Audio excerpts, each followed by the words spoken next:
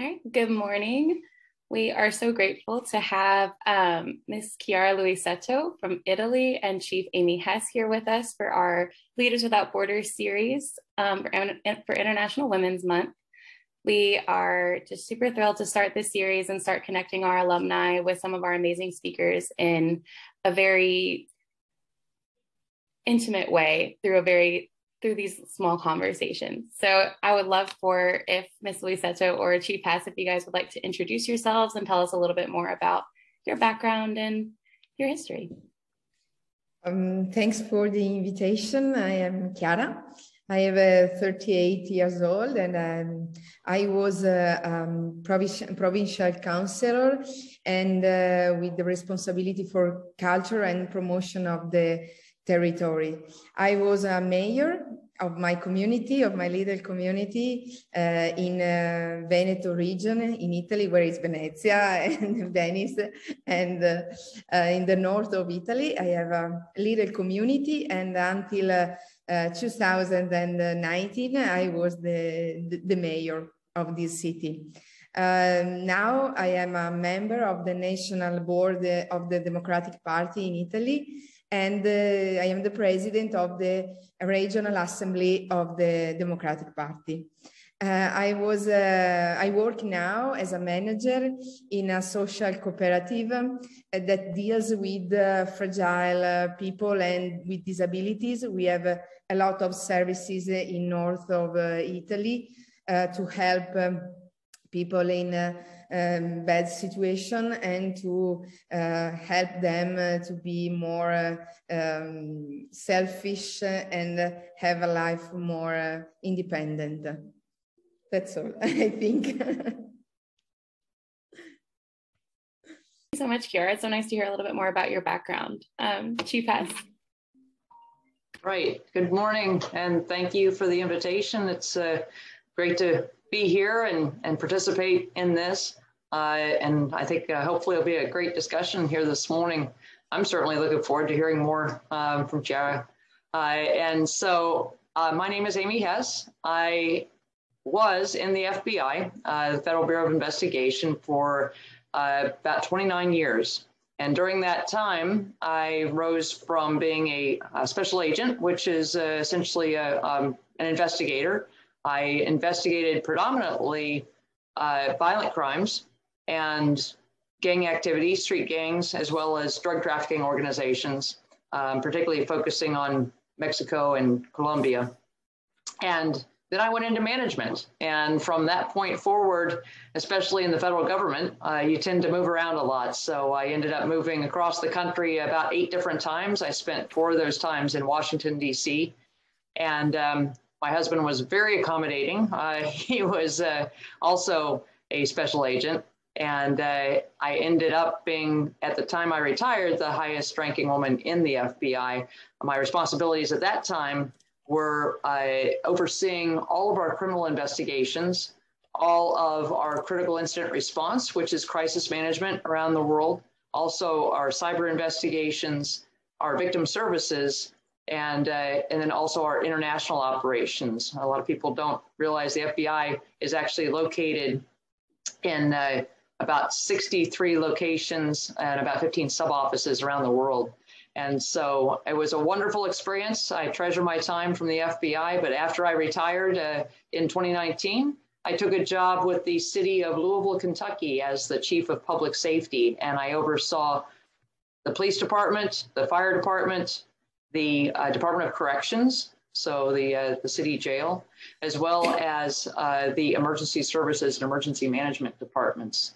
And we did that. I did that throughout 2020 and part of 2021. So very tumultuous time for all of us around the world, but also with the social justice protests and with respect to what was happening throughout the world and throughout the country. Louisville was, of course, at the heart of those protests.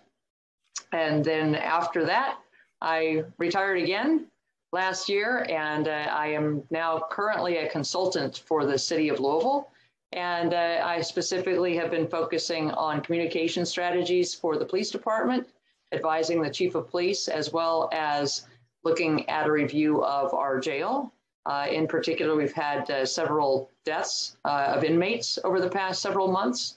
And so there's a lot of interest and concern about how the jail is operated and functioning and what we could be doing better. So that in a nutshell is my career in public safety. That is excellent.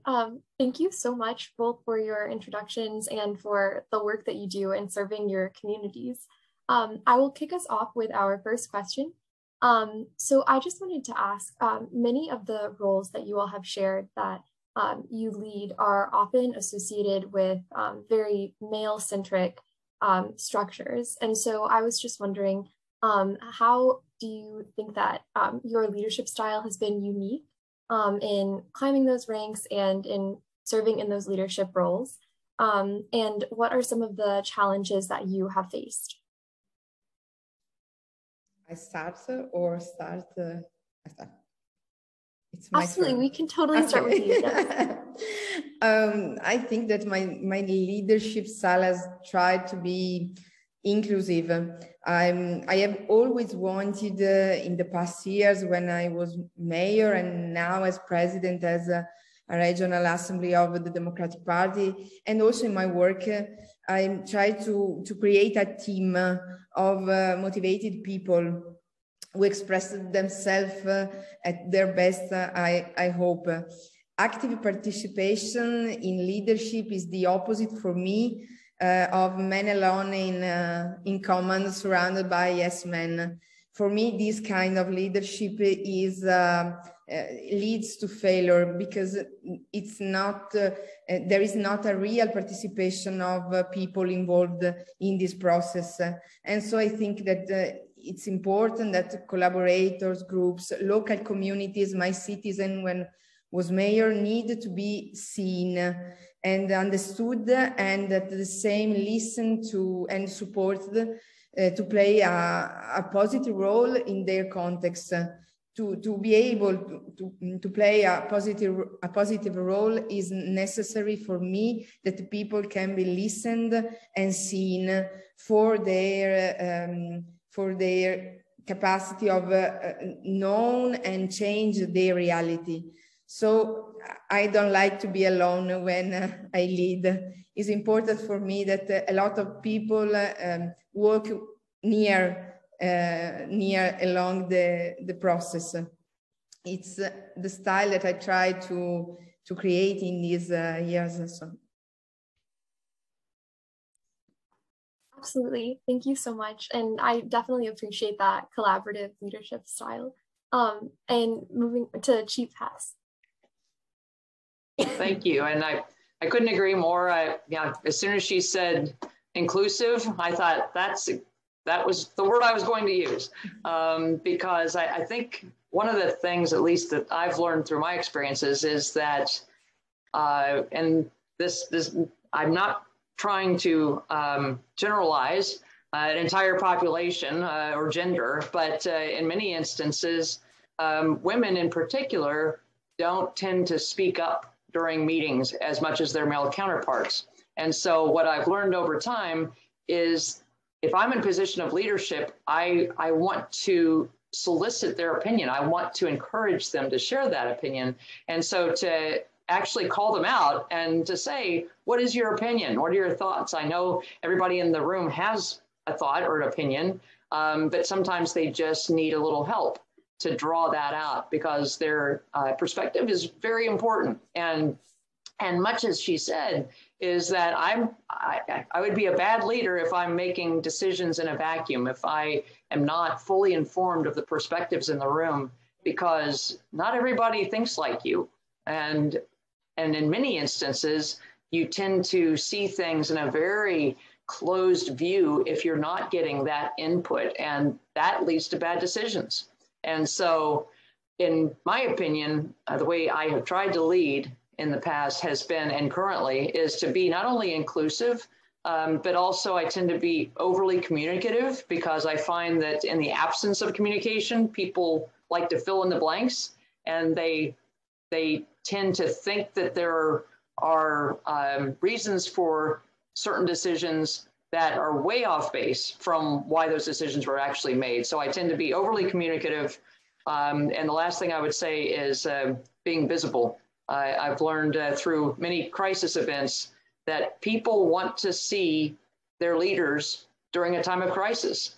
They don't want to question where that leader is. And that goes for not just internally, the people you're leading, that goes for the public and for the elected officials and everyone else.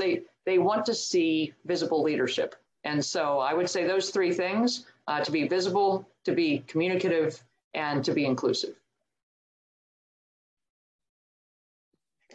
I think that you pointed out some really amazing, both of you did, some really amazing leadership qualities.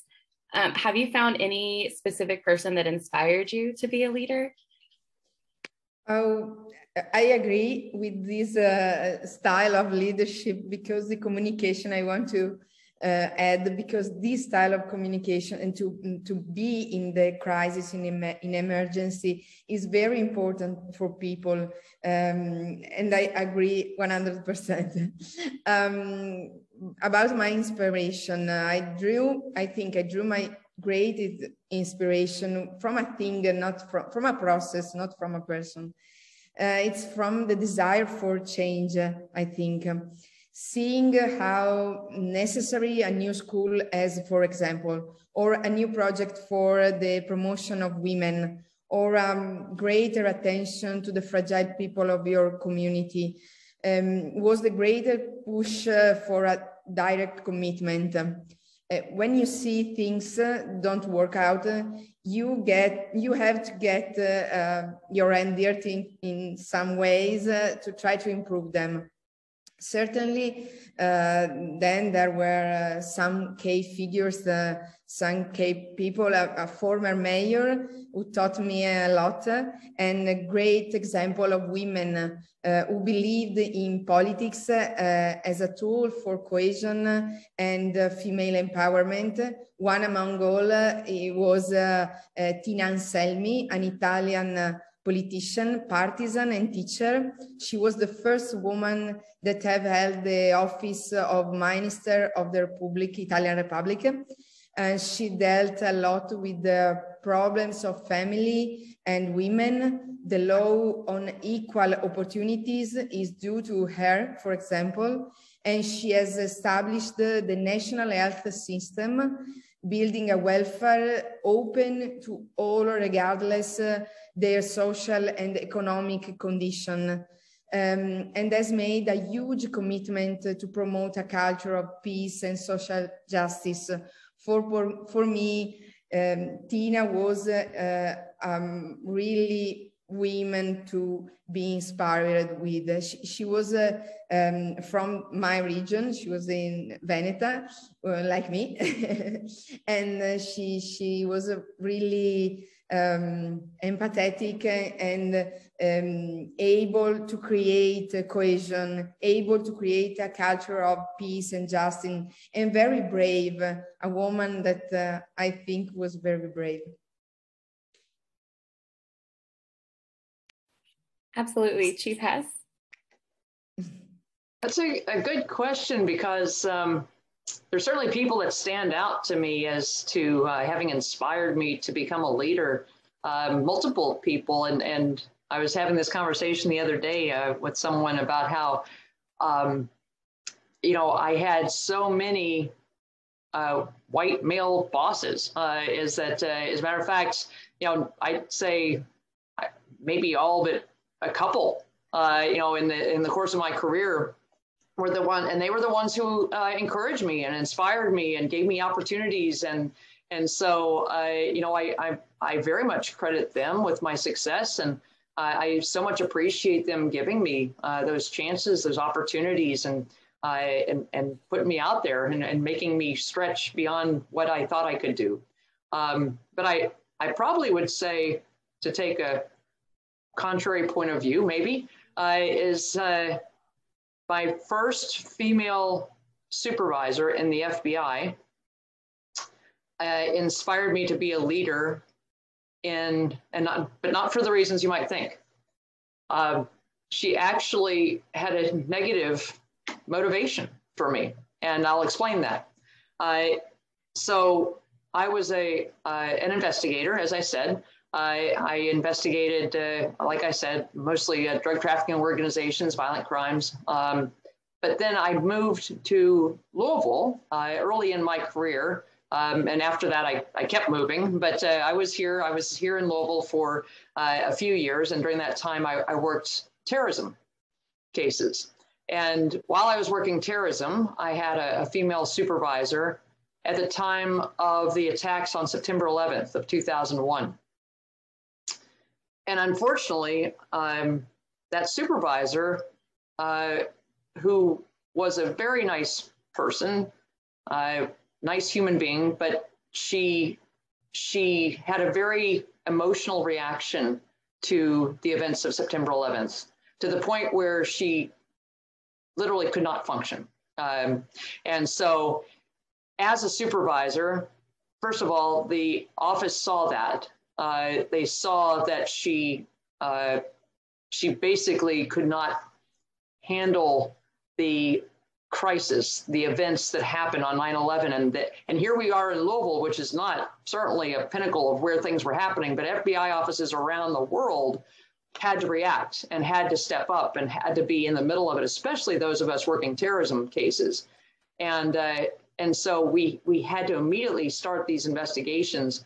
And because of her reaction, her leadership, or the leadership of our office, lost confidence in her, and immediately, and essentially pushed her aside. And I wanted to, first of all, step in to fill that void. I wanted to, not just to show that women are capable and women can manage a crisis and women can fill that role in a leadership position during a very chaotic, tumultuous time. But I also wanted to do it because that's where we needed to be. We needed leaders. We needed leaders at that moment in time. And so to that point, like I said, taking a little bit of a different aspect, a different perspective, is she inspired me. Her actions inspired me to do that, because I felt like I needed to prove something and I needed to be there at that moment. And that carried with me through the rest of my career as I continued to promote, because I wanted people to see me, especially young women, to see me in these positions of leadership, in these roles during crisis events and during basically instances where there were a lot of questions as to what type of leader we needed. And so that's probably one example I would give as to my reasons. Absolutely. And yeah, I'm so happy that you did step up in that way. I want to touch on one of the other points that you mentioned. So one of the, I guess it's a mantra that I live by, is lifting others as we rise.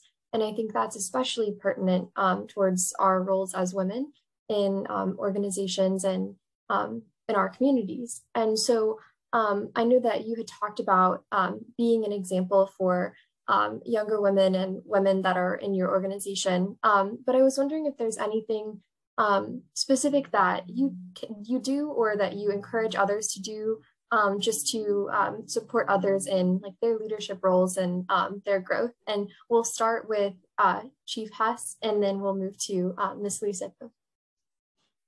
Okay.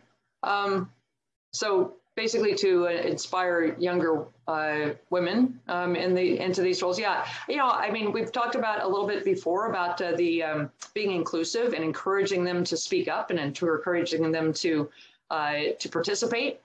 I think that's really, really important. One of the things that I found, just as an example, that I like to draw on a lot is in our cyber division, which is one of the divisions that fell under me. It's a very exponentially growing field. And of course, it's a very exciting field when it comes to investigations. And what I found, though, was that women did not, and still do not, proactively seek it out. They don't, for whatever reason, feel comfortable in taking on cyber investigations. And so to that point, we had one job that it was a really good job that was posted and it was put out there. We had over 20 applicants for the job, which was actually pretty good at that level. It's a high level executive position. And they were all white males. Not one woman put in for, or a minority put in for that job. And so in asking why did no women put in for this job? The answers I got were, well, I didn't think I was qualified.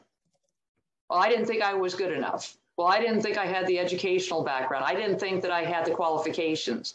And yet when I asked, the men, why did you put in for this job? They said, I didn't really think about my qualifications. It just sounded like a fun job and exciting. And it was a way to, to advance my career. And, they didn't stop to think whether they were qualified or whether they, were going to be the best candidate for the job. They were falling on their perceived leadership abilities. And so it shows that women, in many instances, they preclude themselves from pursuing opportunities. They're their own worst enemy because they don't put themselves out there. Like, I think what the hockey great Wayne Gretzky said is, you miss 100% of the shots you don't take.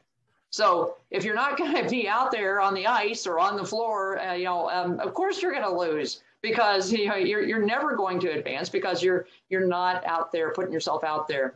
And yeah, rejection hurts, but the alternative is that you're not going to advance either, and you're not going to be in the positions that you maybe aspire to be. So one of the things I've tried to emphasize is that put yourself out there, take the risk, take the chance, and believe in yourself. And even if you get turned down 99 times, that 100th time feels pretty sweet.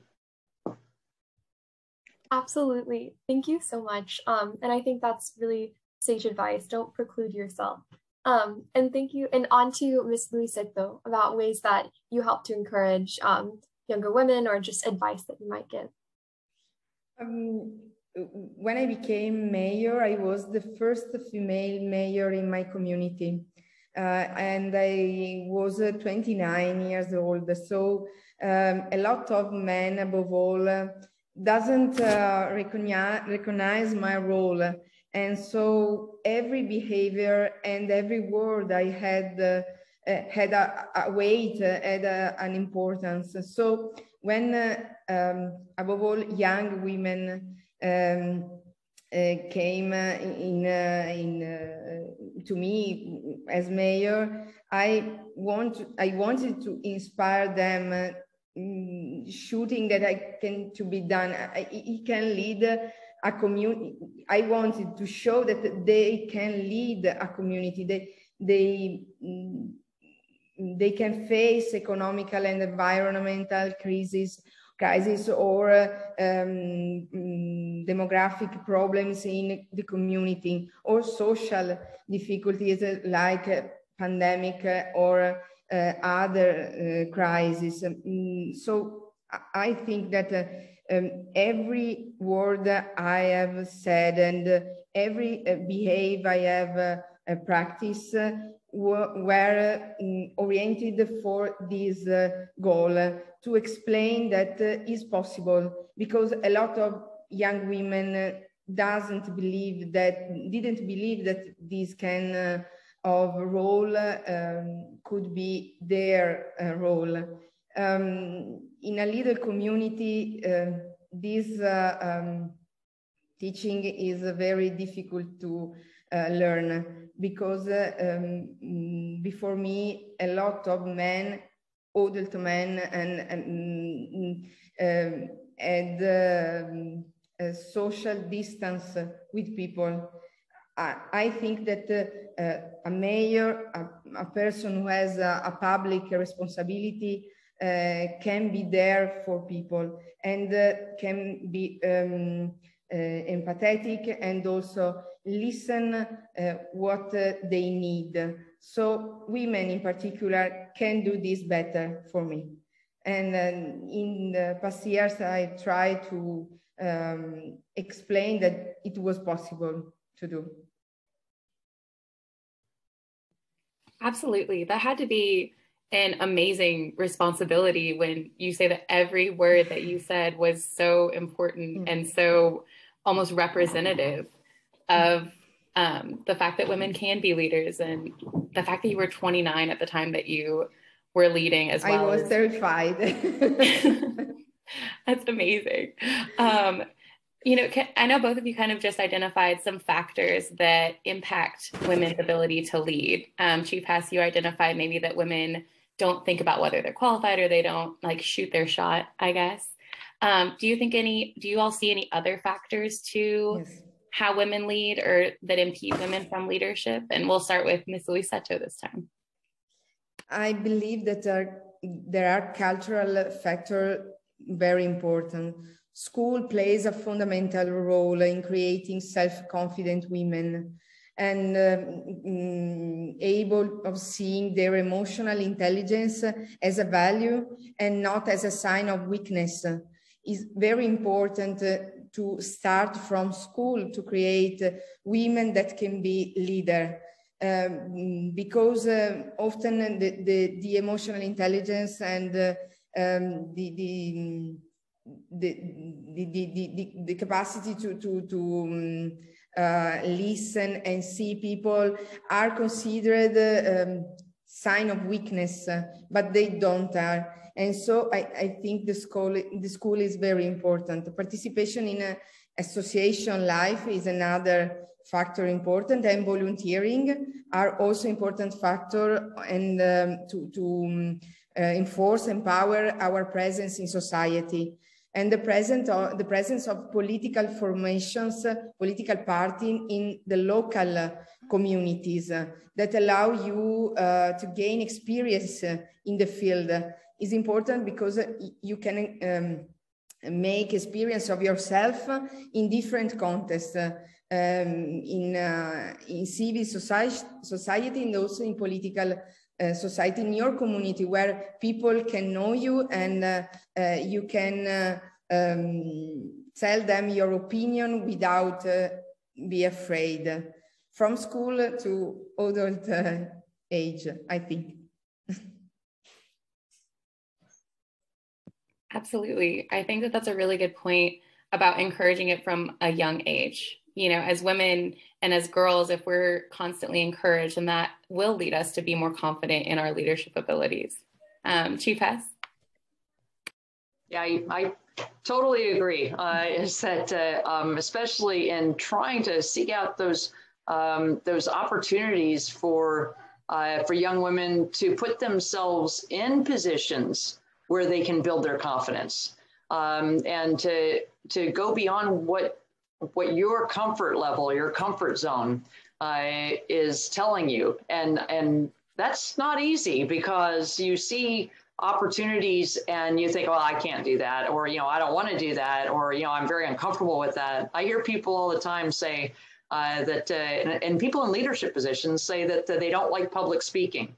And my reaction to that is sort of like well, get over it, because you need to develop that skill if you're in a position of leadership, whether you're comfortable with it. I mean, I give lots of speeches, and I can tell you is that every time I get a little nervous. I get, I still to this day, I still feel a little tinge of my heart stops just a little bit before I walk on stage or before I get in front of the microphone.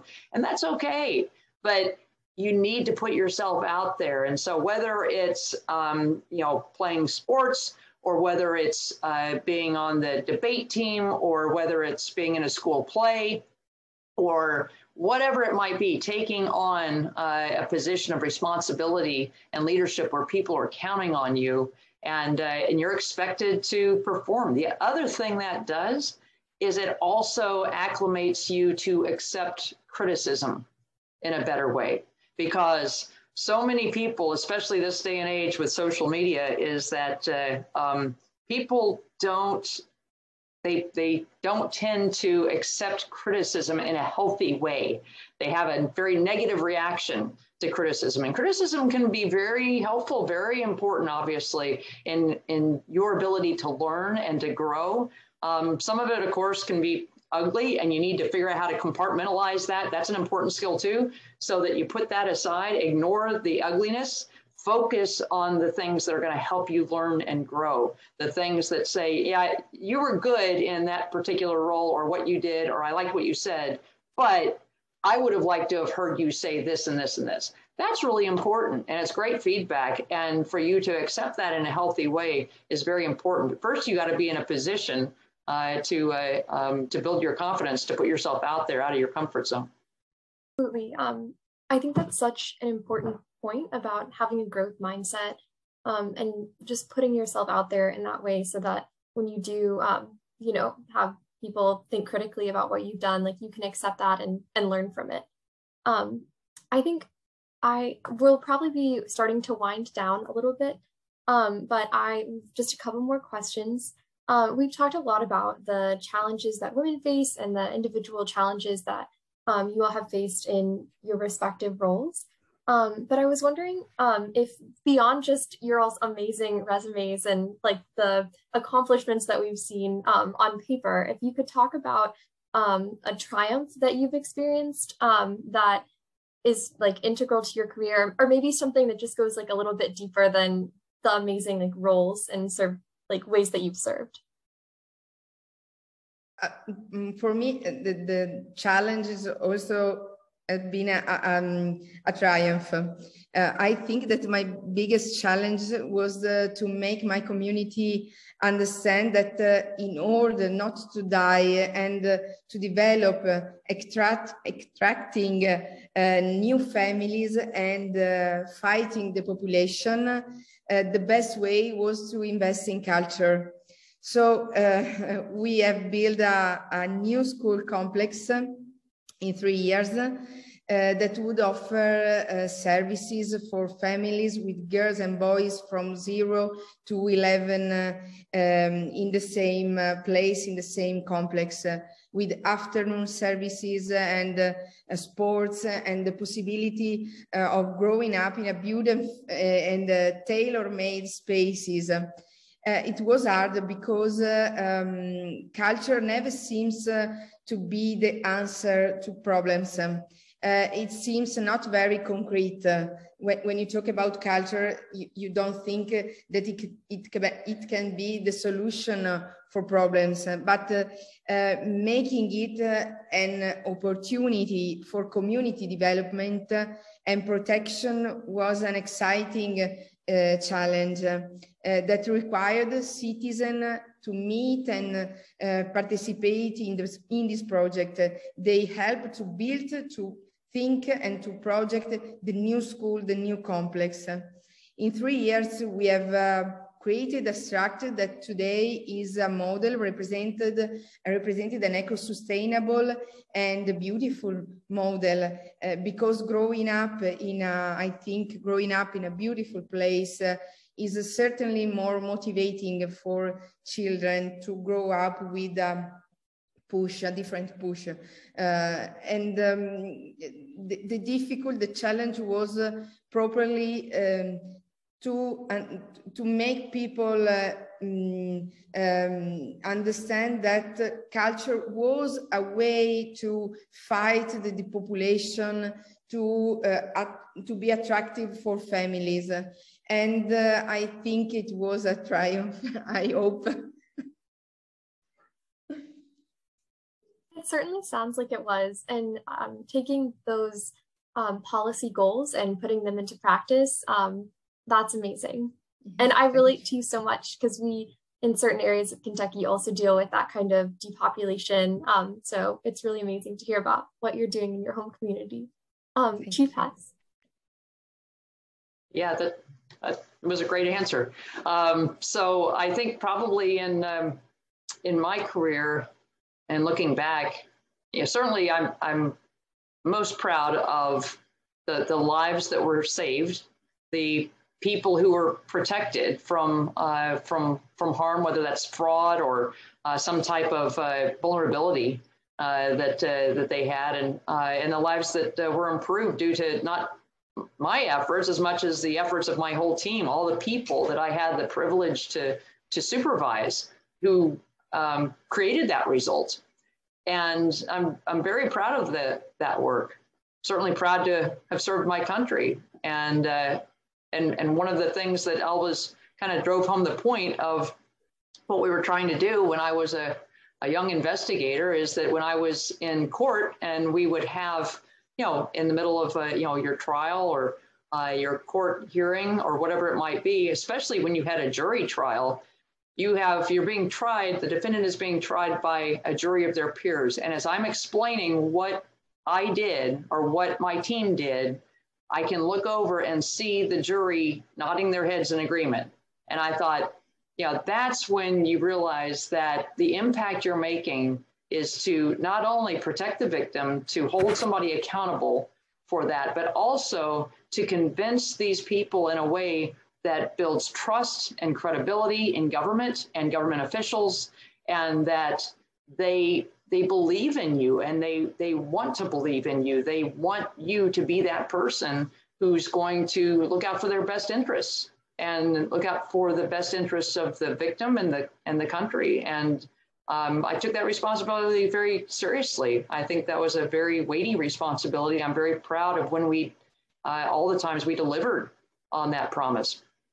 Look, public service is not going to make you rich. If you're in public service, if you're an elected official or if you're an appointed official, if you go into any type of public service or public safety, you're not going to be a rich person. But what I enjoyed the most, and I think the biggest triumph, is you can look back and realize you had such a fulfilling career that you wouldn't have achieved in so many other paths.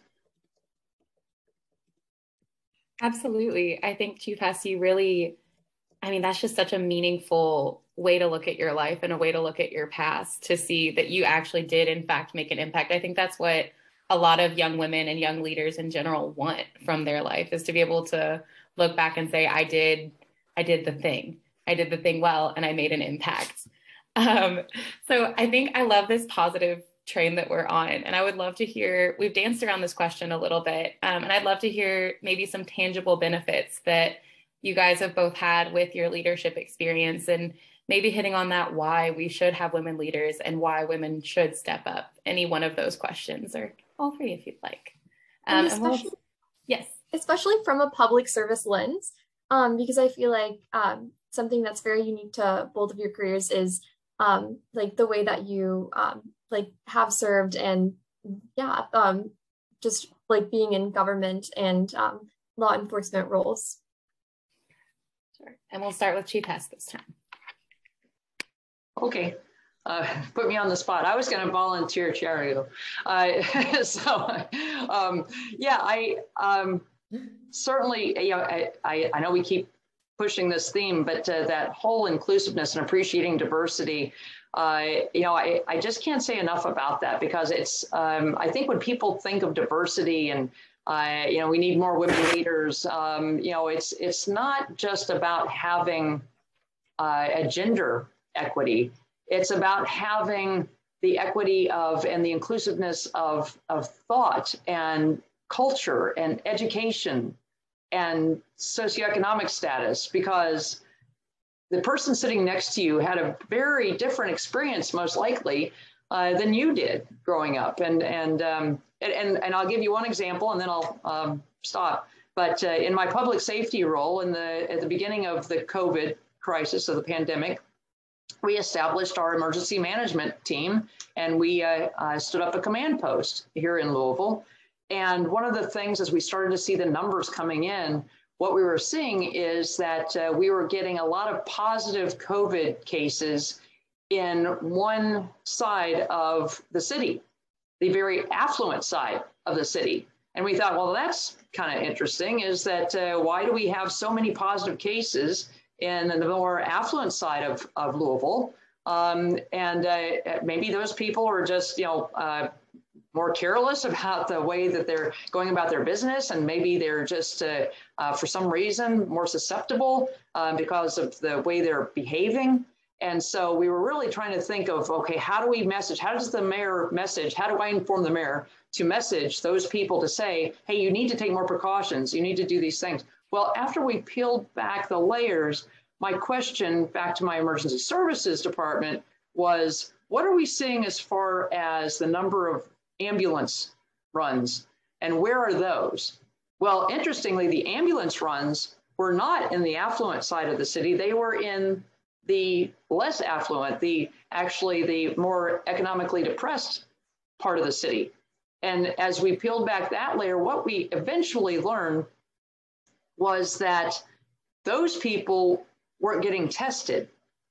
That's why the positive tests were showing up in the affluent side of the city, but no positive tests or fewer positive tests were in the more socioeconomically depressed side of the city because they didn't have access to medical care or providers or to testing sites or to facilities. And so upon realizing this, we immediately partnered with several companies, with Kroger and other large companies, to be able to put those testing facilities in that side of the city. And of course, what happened was we saw an exponential increase in the number of positive tests because those individuals there had just as much, actually more of a problem with the pandemic than what we were seeing in the affluent side. I say all that to say, in a very long example, is because I wouldn't have thought of that. And many people in that room would not have thought of that. It was because one person in that room who grew up in that other side of the city said, you need to look at this because I'm telling you, there are cases, positive cases, people are hurting. People are, being significantly impacted in this side of the city. So your data is wrong. You need to question that data. And I wouldn't have questioned the data if I hadn't heard from somebody who had a different lived experience than me. So I think it's important. It's critical in many instances that we include and encourage people from different backgrounds, from different genders, race, ethnicities, but also from different cultures and thought and politics and education to chime in on the conversation. I need to hear from them in order to make good decisions. Absolutely. I think that you make such an important point about diversity, and that a lot of people think that diversity kind of ends with, okay, we have a woman in this position now, but really diversity is such a broad spectrum, and there's always so many different perspectives. And the more that we include those perspectives, the happier and the better we can be as, as a leadership organization, as a group of individuals. I think that's such an important point that you made there. Ms. Luisetto? It's very interesting and it's very inspiring, this kind of example, and this way to read our role in society is very fascinating, I think. Thank you for this experience. To see another point of view and the other difficult barrier for women to overcome, I think that there are the cultural barrier, and as a consequence of a division of role, for example, which starting from the traditional family of the past, this division of roles has involved all areas in which women have experienced independence, from mother and wife to business executive or political leader. If it is true that women can play every role in the care roles, laws, corporate culture, social policies must recognize and promote it, because it is not enough to define the framework of rights and opportunity. I think the tools must be clear. Tools are really important, such as home and work reconciliation policies, or tools for promoting the presence of women in the most important roles in politics and companies. And finally, welfare system that help women to be mother, wife, and also to have key roles in society. If you schedule a reunion, a meeting in a work time for a woman, or when your children is coming from school, is really difficult to reconcile many issues and many parts of your life. So when laws, social politics, and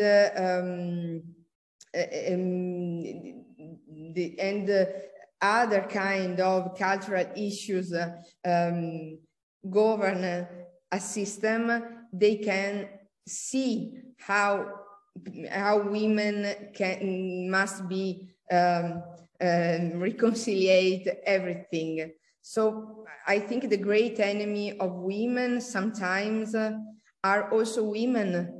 It is essential to team up, to build together politics, to empower ourselves, and the promotion of young women pass from this unity, this capacity to be cohesive and work together. We don't have to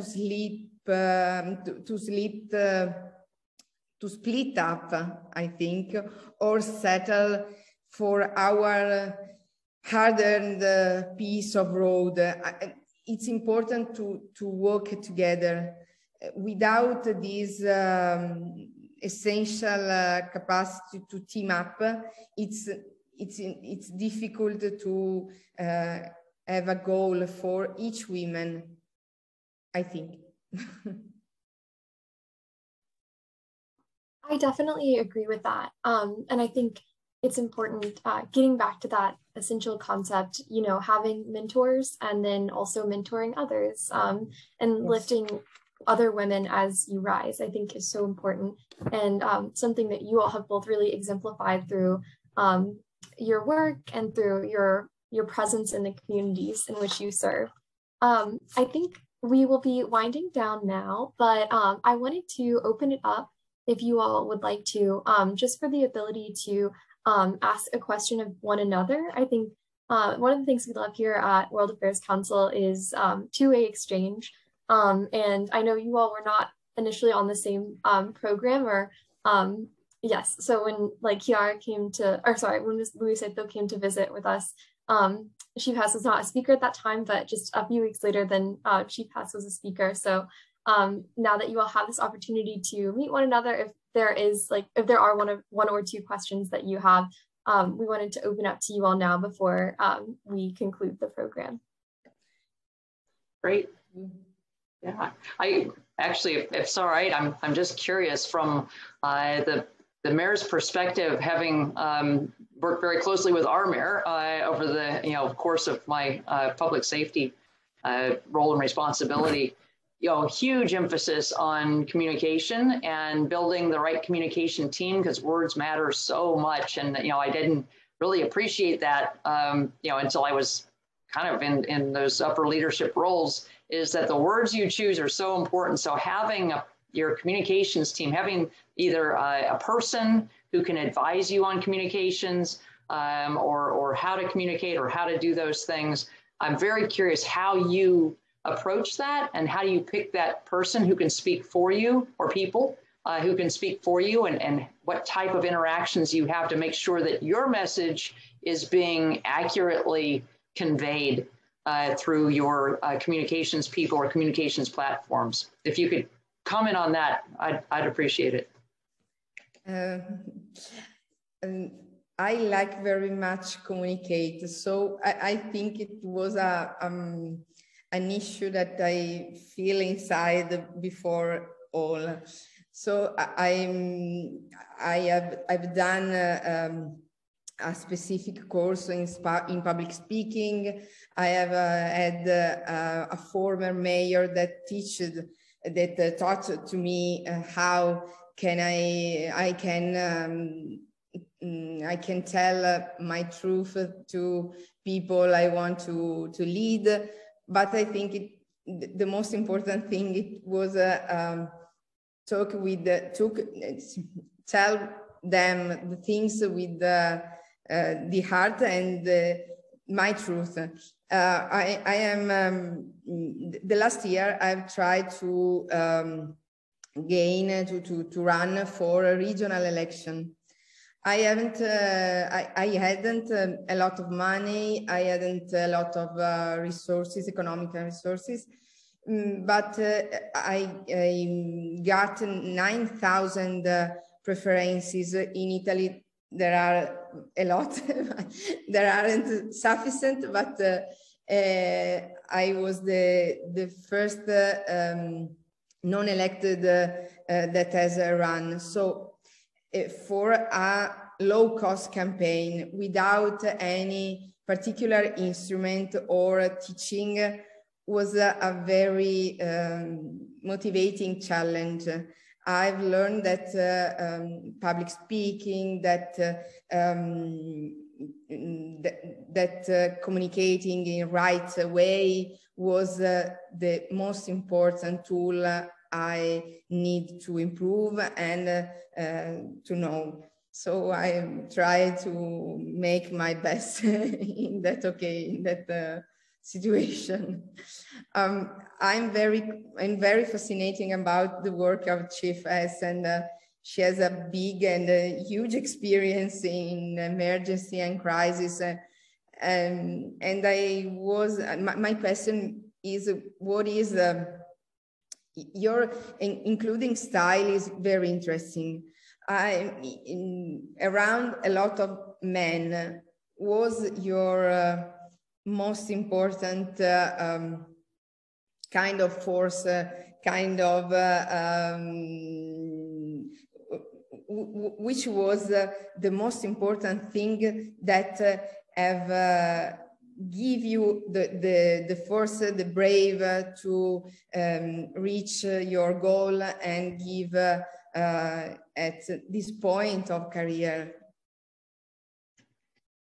Oh, thank you. Yeah, it's a good question. I would say, you know, in looking back, I was surprised in my later career to find out that some young women would not apply for positions unless they saw a woman in that position first. Because for me, you know, when I joined the FBI, there were, it's about 20% women in the special agent realm, which is a lot higher than actually police officers. Sworn police officers only represent about 12% women. But still, you're still in the minority. And so there's still not a lot of women that you're around. But so therefore, I didn't see women in these positions that I aspired to have.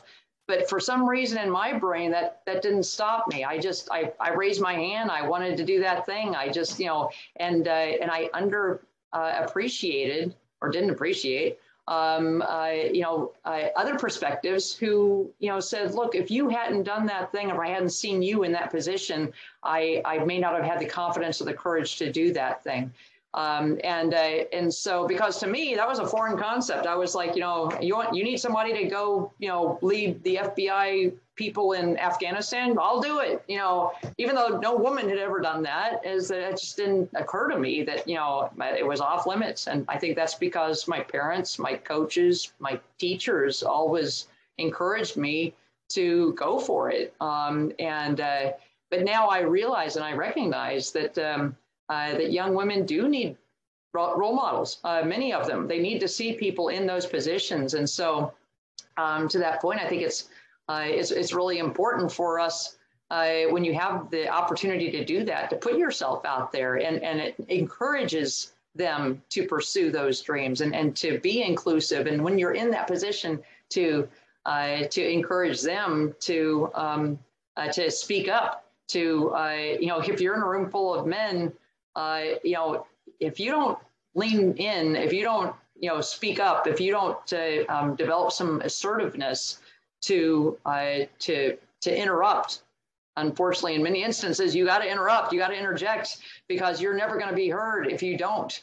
And so now, granted, you don't want to interrupt like every 2 minutes, but you need to develop that confidence to be able to do that. And the more you can do that and be assertive and interject yourself, and the more you can raise your hand, even if you don't see somebody that looks like you in that position or has done that thing, I think it's so important. Put yourself out there, take yourself out of your comfort zone. Sometimes you fail. Sometimes I've made a lot of mistakes, but you pick yourself up and put yourself back in there. Thank you for the question. While I listening to you, I thought that with regard to being a minority, if you are in Democratic Party in Veneto, in my region, and you are a woman, you are the minority of the minority. So to get out the comfort zone is surviving. I'm sure you have to interject and interrupt on a regular basis in order to be heard. And I can see you doing that, which is great. So keep it up. Well, thank you all so much. Yes, thank you. Absolutely. I just wanted to say thank you both so much for being here today. This was such an uplifting dialogue. And we are so grateful for your participation in the very first program of our series. I also wanted to give a special shout out to Ms. Luisetto for your amazing English. Thank you so much for you're incredible, the vast quantity that you could talk about. I'm so glad that you were here and so glad that you were able to chat with us. And Chief Hess, you're such a gem in our community. It's wonderful to talk about you on a local level and a national level, and we're so grateful to have you here in Louisville. With that, Paige and I will formally conclude the program, but we certainly hope to continue to stay in touch with you all, and we'll absolutely send you a recording and a link when we publish it to our website. So thank you again, and I hope that you all have a wonderful day. Great. Thank you so much. Thanks for hosting us. Thank you. Thank you so much for this opportunity. Thank you.